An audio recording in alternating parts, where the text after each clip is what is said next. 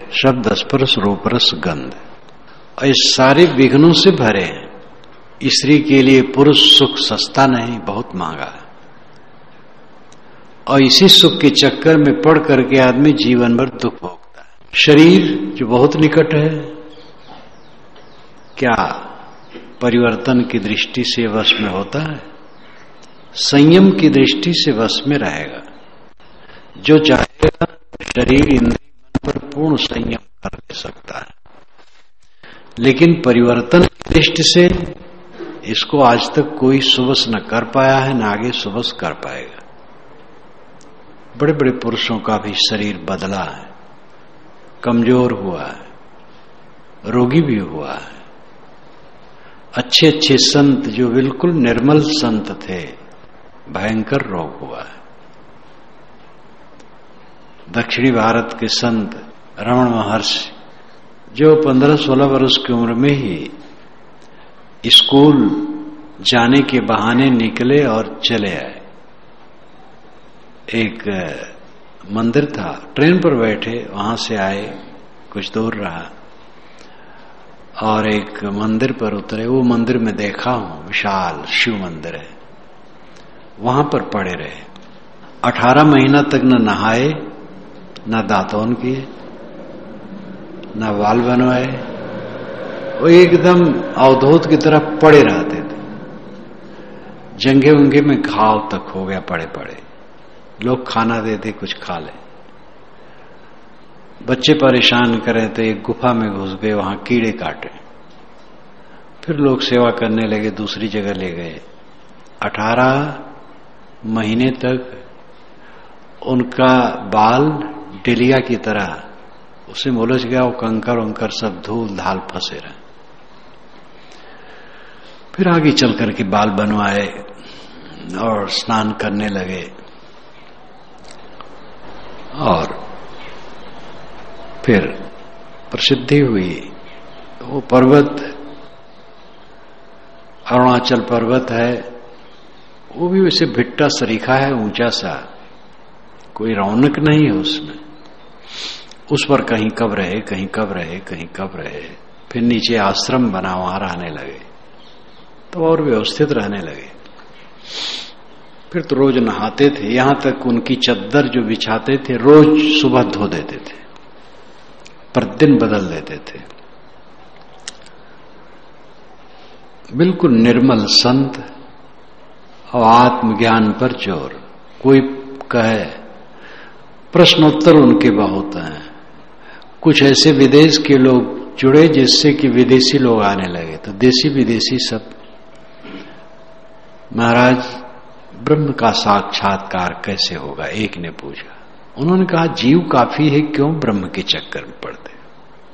ये जीव ही ब्रह्म है। महाराज पत्नी कहे मैं नहीं है, मैं कौन हूं जानो, तुम कौन हो? हर रोग की औषध मैं कौन हूं कहते थे, मैं कौन हूं पहचानो, तुम कौन हो? व्यापार में घाटा हो गया है, तुम अपने को पहचानो, मैं कौन हूं। सबकी एक दवाई, मैं कौन हूं।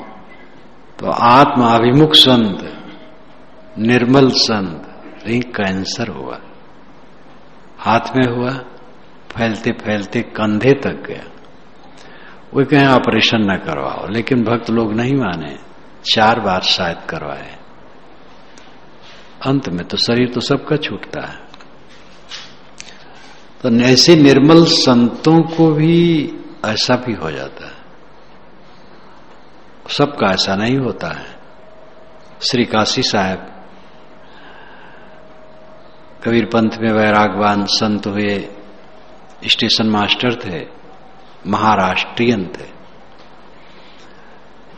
कोकण क्षेत्र के। वहीं पर स्टेशन के पीछे एक हलवाहक के मुख से कबीर साहब के गीत सुने। वो हल चलाता था, वो गीत गाता था। तो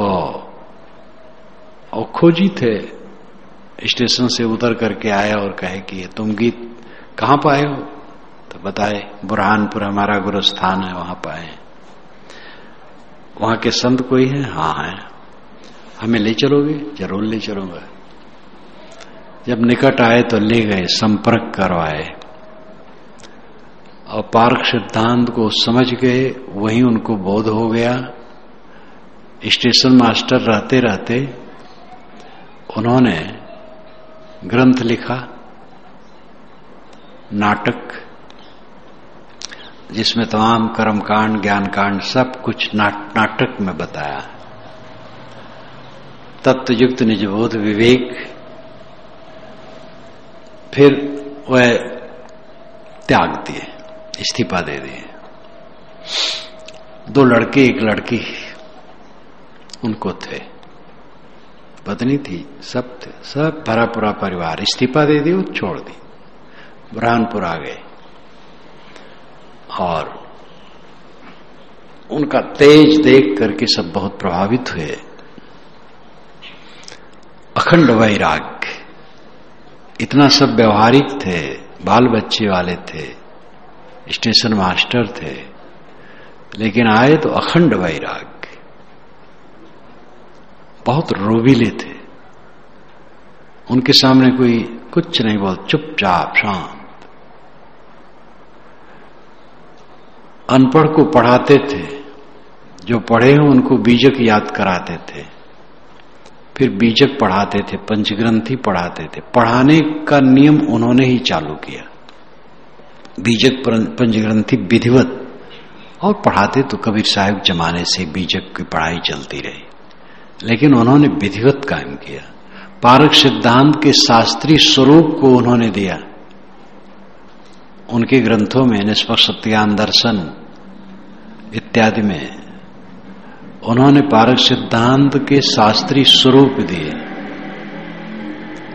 और फिर उनको अधिकारी चुना गया आश्रम का।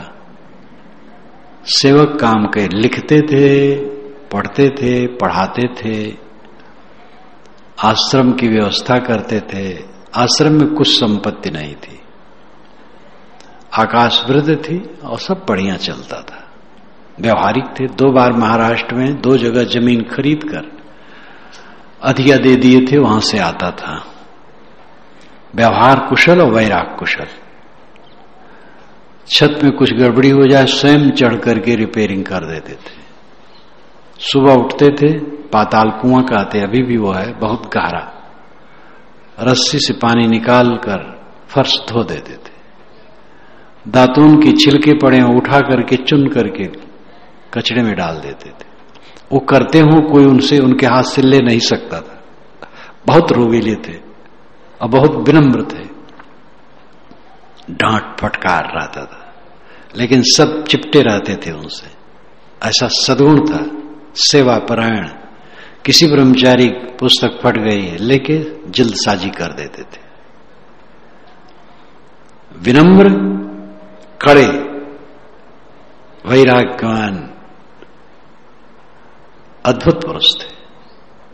फिर उनको महंत चुने, सेवा करते रहे। महंती वंती कुछ नहीं हो गए, भरत की तरह। और फिर एक दिन व्यवहार कुशल, ऐसे सिंध खेड़ा अलग था, वो कबीर पंथियों का था, जो 1000 बीघा जमीन। वहां के महंत श्री बालक साहब, छोटे बालक साहब थे, उनको बुरहानपुर का महंत बना दिया और अपना चल दिए।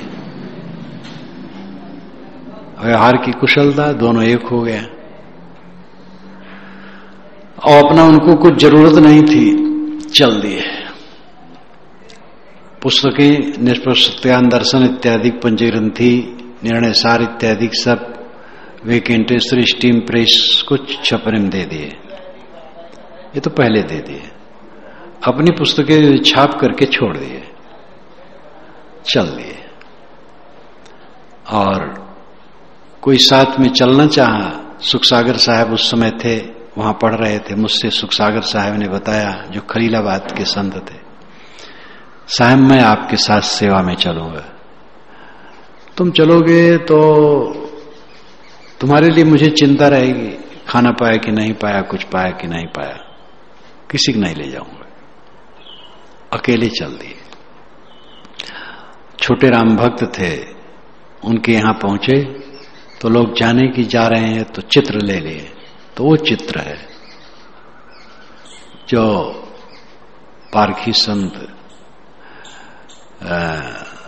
पारख सिद्धांत के महापुरुषों की चित्रावली में है। और रीवा के पास भडरा में आए तो आश्रम से अलग उन्होंने दीवार स्वयं उठाई, फिर भक्त लोग भी मिल गए और उन्होंने एक निवास बनाया और उसमें हो रहे एकांतवास। आगरा की तरफ के भक्त लोग आए तो उधर ले गए तो गुफा में वहां रहने लगे। जमुना में जा रहे थे, एक साधु उस समय कोई पहुंच गया था, कोई संत से मिलने जा रहे थे, विनम्र थे, पूर्ण काम स्थित में थे। लेकिन कोई सुने हुए कोई संत हैं, किस मत के थे पता नहीं, अच्छे संत सुने हुए, तो जा रहे थे कि चलो दर्शन किया जाए। रेत में, जमुना के रेत में उनके पीठ में दर्द हुआ, बैठ गए, कुछ बोले नहीं, जोर से अकड़े तो साधु पीठ सहलाने लगा। तो उन्होंने कहा पानी लाओ, तो जमुना से छान के पानी लाया, पिए, कुछ बोले नहीं। कहे शरीर छूट जाएगा तो ये जमुना में फेंक देना। और वही शरीर छूट गया, जमुना में प्रवाह कर दिए, कोई रोग दोष नहीं हुआ। तो शरीर है, रोग आ सकता है, परिवर्तन तो होना है, परिवर्तन से तो कोई रोक ही नहीं सकता है। रोग आवे सड़े क्या मारा जाता है।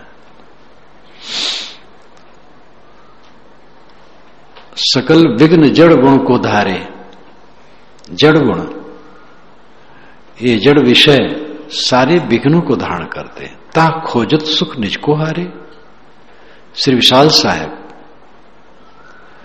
जो इस 20वीं शताब्दी के महान संत कबीर पंथ के हुए, उनकी वाणी विशाल वचनामृत जिसमें 4 ग्रंथ हैं, भवयान की पंक्तियां, सकल विघ्न जड़ गुण को धारे, ता खोजत सुख निज को हारे। ये जड़ विषय, ये दुनिया के ऐश्वर्य, जी प्राणी पदार्थ, पद प्रतिष्ठा सारे विघ्नों से भरे हैं और अपने को खो करके तुम उसमें सुख खोजते हो। दय जड़पीठ आप में रहिए, तब तो ही प्राप्त हो जो चाहिए। जड़ भोगों से पीठ दे दे और अपने आप में रह, आत्म संतुष्ट हो जा, तब तेरे को जो चाहिए वो मिल जाएगा। दय जड़पीठ आप में रहिए, तब तो ही प्राप्त हो जो चाहिए। तन उदास सब भोग तज, सद विवेक मन काज, ताई कराओ प्रेरियक चैन सजे दुख साज। शरीर से उदास रहो, सब भोगों को छोड़ दो, विवेक में लगो, मन को प्रेरित करके ऐसा काम कराओ जिससे ये दुख का साज फिर न सजे। निष्काम हो जाओ, निर्माण हो जाओ, आत्म अभिमुख हो जाओ। जब लग दिल पर दिल नहीं, तब लग सब सुख ना है। चारों जुगन पुकारिया, सो सांसे दिल माए। जो तू चाहे मुझको छाड़ सकल की आश, मुझे ही ऐसा होए रहो सब सुख तेरे पास। आत्मन एव आत्मना तुष्ट, स्थित प्रज्ञस्तदोच्यते। आत्मन एव आत्मना तुष्ट, आत्मा ही से आत्मा में संतोष। रूप गोस्वामी, जीव गोस्वामी, ये 2 बंगाल के राजपुरुष थे, दोनों ब्राह्मण कुल में जन्मे थे और वहां का राजा मुसलमान था। उन दोनों को अपना मंत्री बनाया था, बड़े योग्य थे। और इतने विलासी थे कि हद। खाने पीने में कोई संयम नहीं था, व्यवहार में कोई संयम नहीं था, महाविलासी। उनका स्वागत कक्ष बादशाह का स्वागत कक्ष जैसा सजा हुआ रहता था। चैतन्य महाप्रभु के लपेट में आ गए, उनके प्रचार में आ गए, दोनों विरक्त हो गए। अब ऐसे विरक्त हुए, जीव गोस्वामी तो वृंदावन में रहते थे, लंगोटी पहने रहते थे, एक टुकड़ा लपेटे रहे, लंगोटी पहने रहे, एक पेड़ के नीचे एक रात रहते थे, फिर दूसरे दिन वहां नहीं रहते थे, कहीं पेड़ से मोह न हो जाए। रोटी मांग लेते थे, खा लेते थे, बच जाता था तो रोटी को जमीन खोद करके गाड़ देते थे, दूसरे दिन निकाल करके धो करके खा लेते थे, क्योंकि दूसरे दिन भिक्षा न करना पड़े, सूखी रोटी खा लें। और संप्रदाय तो जरा विचित्र था। श्री कृष्ण पति हैं, हम उनकी पत्नी हैं, और माधुर्य भक्ति चैतन्य महाप्रभु का है, लेकिन वैराग्यवान थे। आजकल ऐसे भी हैं कि जो स्त्री बने रहते हैं, चमकावें मटकावें नाचें और सखी बने हैं, और कुल कर्म सब बेकार है। विवेकानंद स्वामी ने भी बहुत बुरा कहा ये सबको, लेकिन चैतन्य महाप्रभु की याद की तो कहा वो वैराग्यवान पुरुष थे। भाव तो था उनका, लेकिन ये सब नहीं करते थे, अर्ध विक्षिप्त जैसे रहते थे, एवं उन्मादी कृष्ण कृष्ण कृष्ण कृष्ण करते करते करते करते रगड़ने लगे, सब खूनिया खून हो जाए दीवार वार में। समुद्र में कूद पड़ते थे कृष्ण कृष्ण का, एक बार तो कूद गए तो फिर डूबी गए। तो भक्तों ने अपना लगा दिया कि वो जगन्नाथ की मूर्ति में समा गए। मीरा की दशा, वह द्वारिका में ऐसे कूदी तो समुद्र में गई, तो वो उनको भी कहा गया कि वो तो समा गई कृष्ण भगवान की मूर्ति में।